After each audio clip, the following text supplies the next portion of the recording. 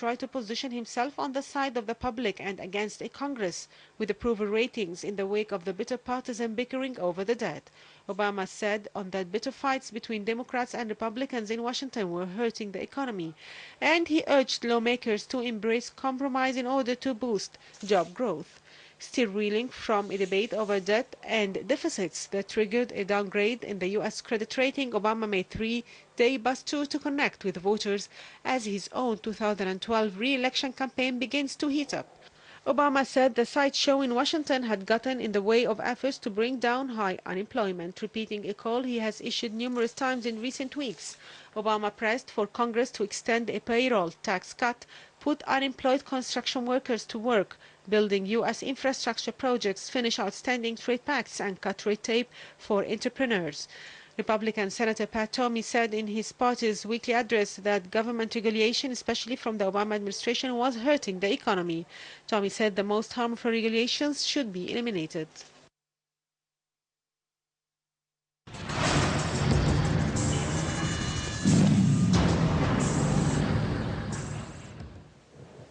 Welcome back. To shed light on the U.S. reaction towards the latest developments in Syria, we have with us here in the studio Mr. Mohamed El-Alfy, political analyst. Hello, sir, and thank you for being with us here on NileTV. Sir, for the first time since the beginning of the uprising in Syria, U.S. President Barack Obama on Thursday called for President Bashar al-Assad to step down. How do you see this statement by the American president, and why now? Because the United States as a superpower in this world, under pressure from many countries to take direct action against Syria. But in this stage, Bashar al-Assad will not listen to Obama or other leaders all over the world, because he went with, I'm sorry to say, with his gang, not his behavior now with his people, not the behavior of a ruler to independent country. But there is 100 of crimes committed daily against the civilians in Syria.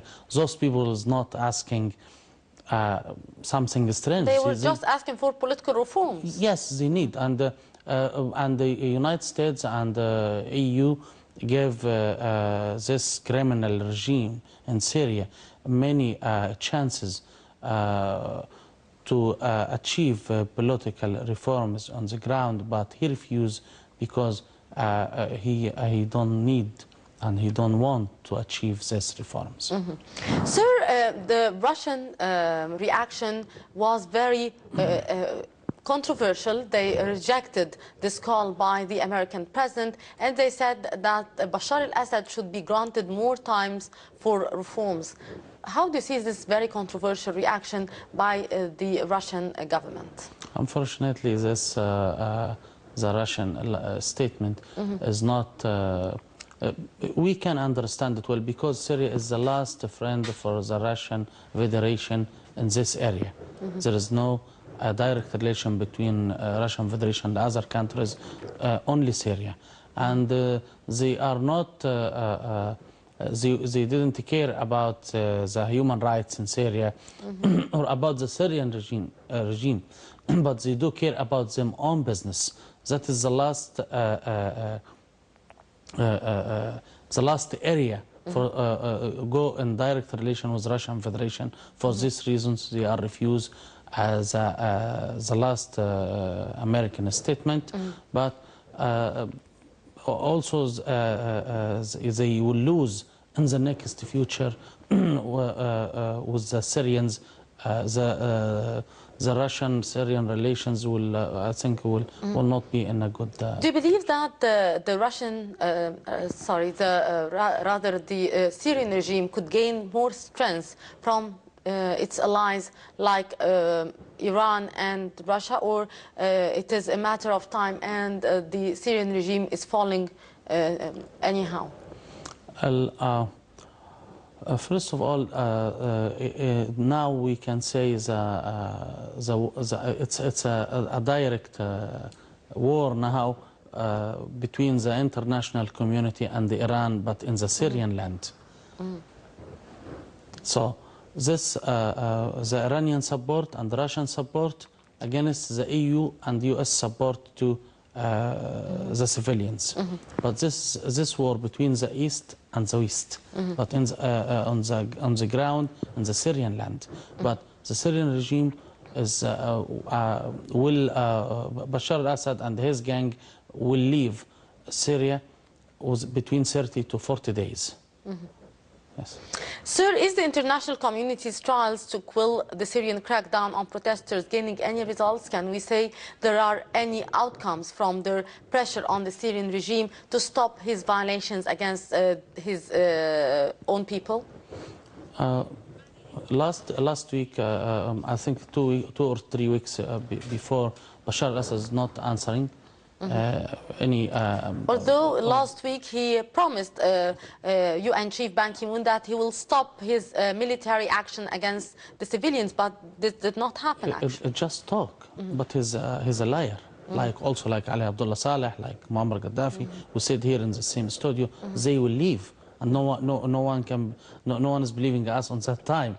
We said, and we're expecting here from NileTV studio, those will leave. Ali Abdullah Saleh, Muammar Gaddafi, Bashar al-Assad.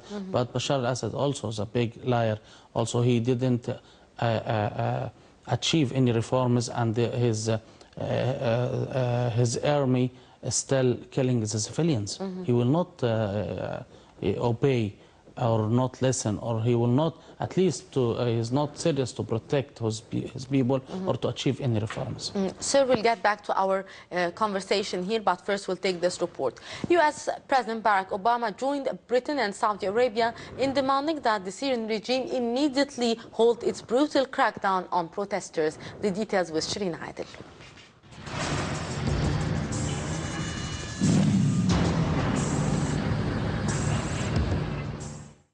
U.S. President Barack Obama and Saudi King Abdullah expressed their shared deep concerns about the Syrian government's use of violence against its citizens.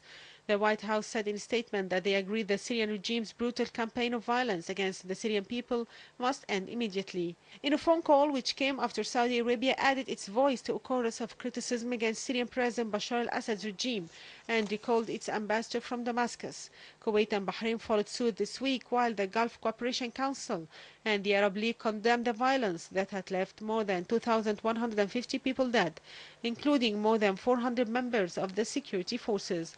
Washington has steadily ratcheted up the pressure on Damascus, imposing new sanctions and saying Assad has lost all legitimacy. But the U.S. government has so far stopped short of openly calling for Assad to step down. In a separate phone call, Obama and British Prime Minister David Cameron also urged on the need for an immediate end to the bloodshed. They reiterated their deep concern about the Syrian government's use of violence against civilians and their belief that the Syrian people's legitimate demands for a transition to democracy should be met. Obama vowed to remain in close contact with the British and Saudi leaders over developments in Syria, where Assad's security forces have engaged in weeks-long campaign of violence using automatic gunfire on civilians protesting against the regime. For her part, U.S. Secretary of State Hillary Clinton stepped up calls for a global trade embargo on oil and gas from the Middle East nation in response to the government's crackdown on its own citizens. U.S. officials have been trying for weeks to rally international pressure against the Syrian government, mindful that U.S. sanctions and other measures to isolate Assad have had limited effect.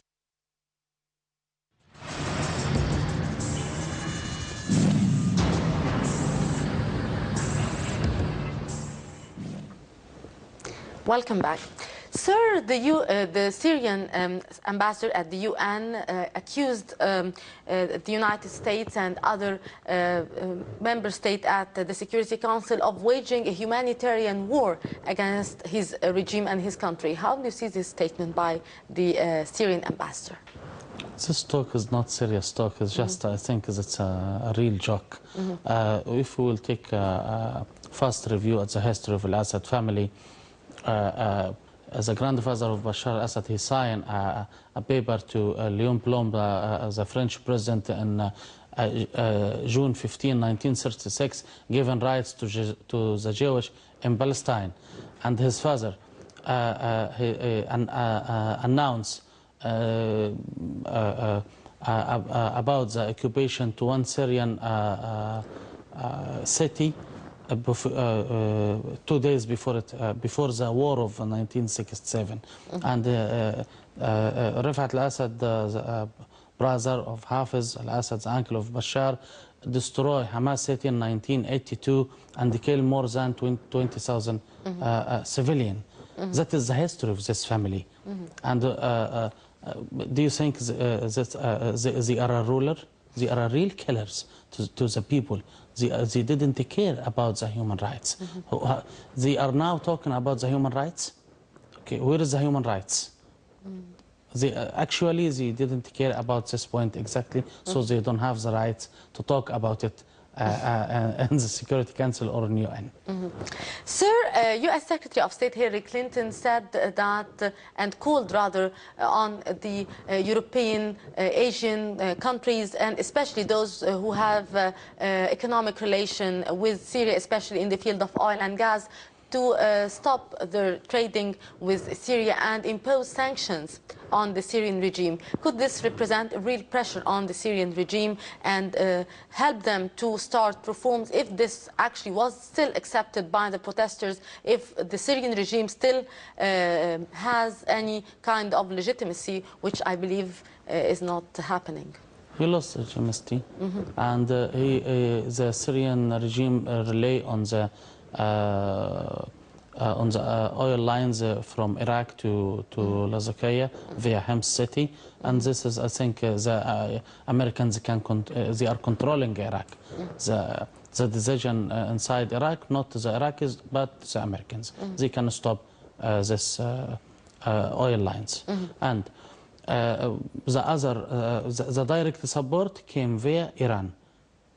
So. And the politics. So, due to the Iranian backing of the Syrian regime, the economic sanctions imposed on the Syrian government could not be of real effect?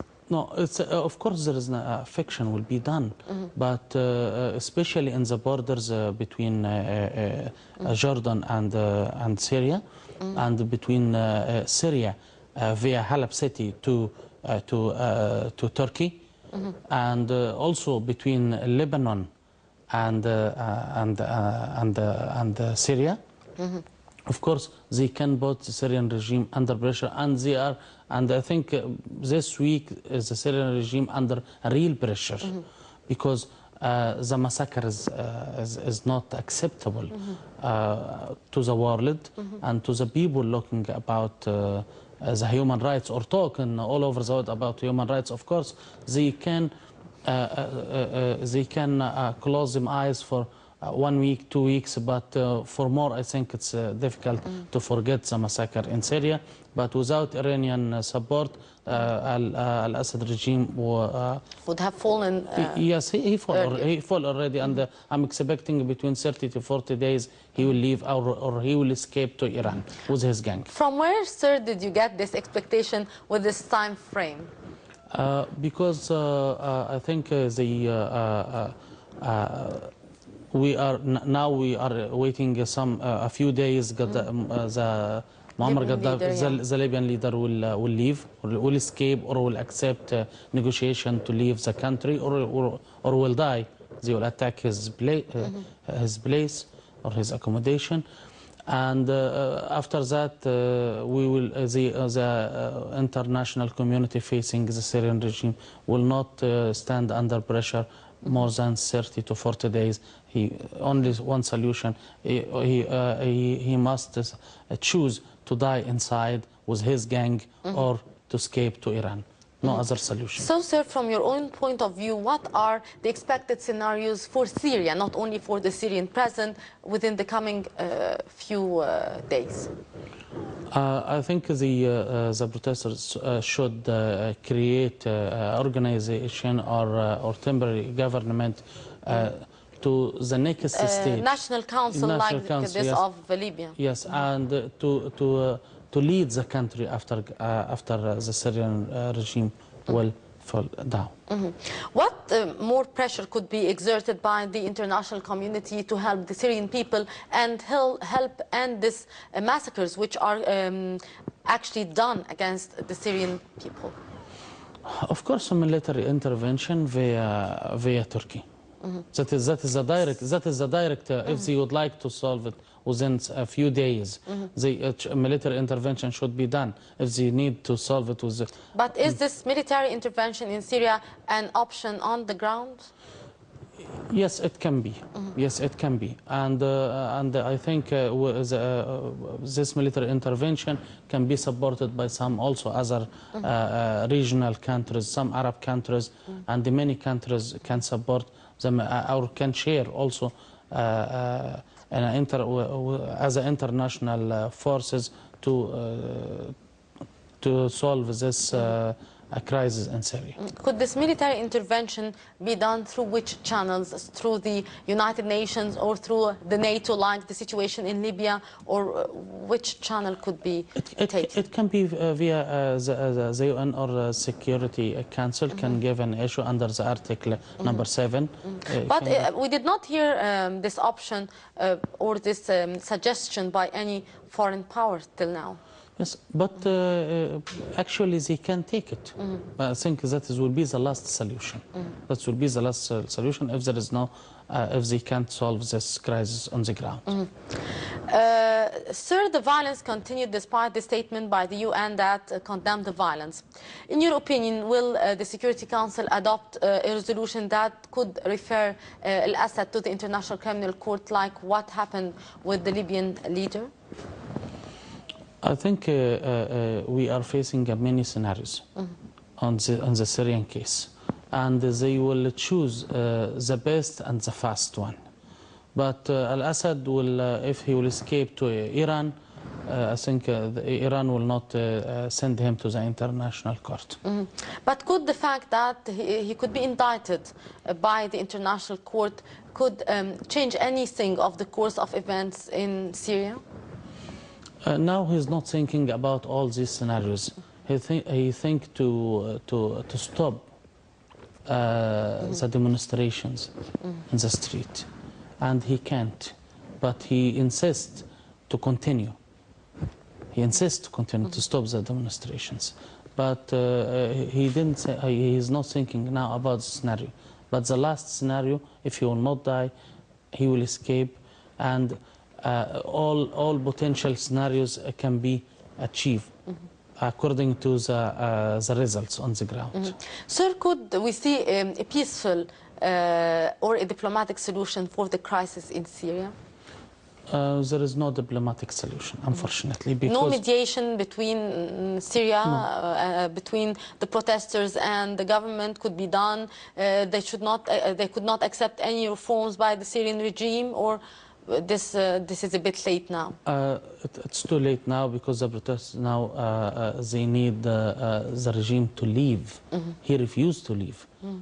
So we have to say that the ceiling of expectations increased. They are not accepting now any kind of reforms adopted by the Assad government or Assad regime anymore. He didn't achieve any reforms, and he is not serious to do any reforms to his nation. He insists to kill them. So the protesters insist for this regime to leave, and he will leave. No way, and there is no diplomatic solution, because also the Syrian Foreign Affairs is playing rely on all the policies, and they are not qualified enough to deal with this crisis, unfortunately. Sir, from your point of view, why the Syrian president did not perform the reforms which were demanded by the protesters? Why he did not learn the lesson from what happened in Tunisia, what happened in Egypt, the situation in Yemen? Why he did not make any reforms which he promised earlier? We would like also to remind our viewers that Al-Assad himself, he said, we are not Tunisia, we are not Egypt. Which was said by every leader before his our ex-foreign minister said we are not Tunisia. Also, he think he controls military forces, and he can do anything. Because he knows well that he don't have army, he has a gang. obeying his orders. That's, of course, if you will compare between the Syrian army and the Egyptian army, of course there is no. But how gap. do you see this performance or this attitude by the Syrian army and their total loyalty to the Syrian regime against their own people? Because most of the decision maker and all the leaders from most of them from Assad family and the nephew and from Kardaha, the city of a grandfather of Bashar al-Assad, and the reality came via this because all of them, you can say, they are cousins, and all of them from they are Alawis. Yeah.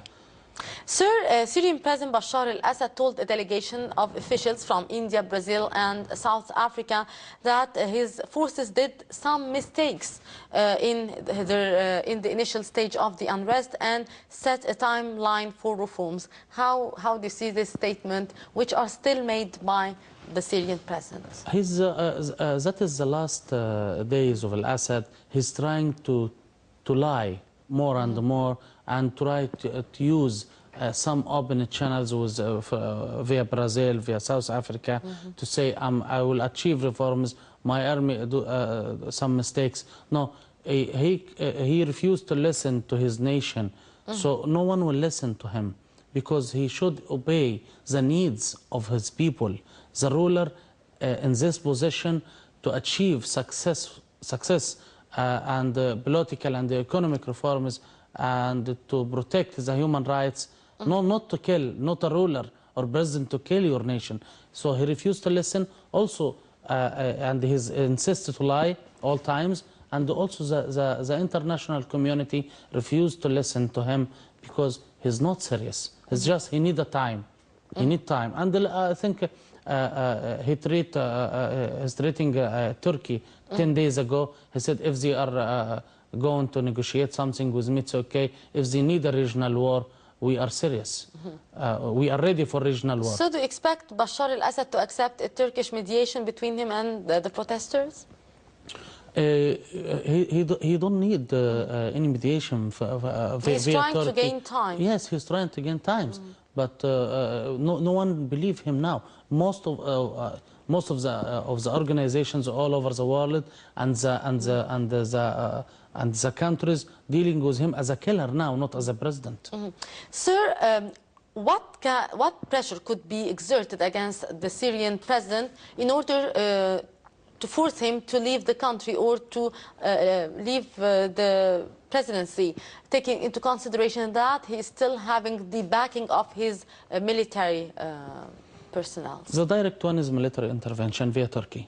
Regional power or regional forces should go directly by and supported by NATO or and of course protected also too by UN and Security Council. This is can be done and they can finish this regime within 1 week because the Syrian army is not strong as the people think. He's strong to kill civilians, but not to face other armies like Turkey or others. And also, if I think he didn't go or he didn't serious to liberate Golan Heights since 1967. Yes. Sir, we have seen recently that Al-Assad did lose the backing or the support of any Arab countries. We have seen that Saudi Arabia, Kuwait and Bahrain, they summoned their ambassadors from Damascus. How do you see this move, and can we say that here Al-Assad did lose any backing from the Arab nations?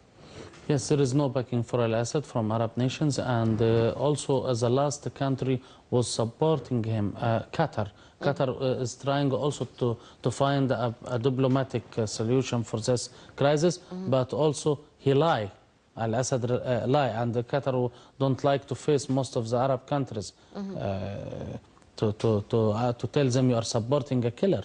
So they draw them ambassador. How do you see this, the role of Iran in this game or in this crisis in Syria? Iran is trying to prove to the West that we are a real power in this area, and we will not allow to this regime to fall down. And as we know, the Iranians, they have their own agenda in the Middle East. They are supporting the Assad regime and supporting Hezbollah in south of Lebanon, and all of them, Iran and Syria and Hezbollah, is going to fall down soon. Mr. Mohamed El-Alfy, political analyst, thank you very much for being with us here on Nile International. Always a pleasure, sir. Thank you. And that, our dear viewers, brings us to the end of today's edition of our program Around the Globe. Hope you have enjoyed it. Until we meet again next week, I'm Maisi Rabia. Many thanks for watching.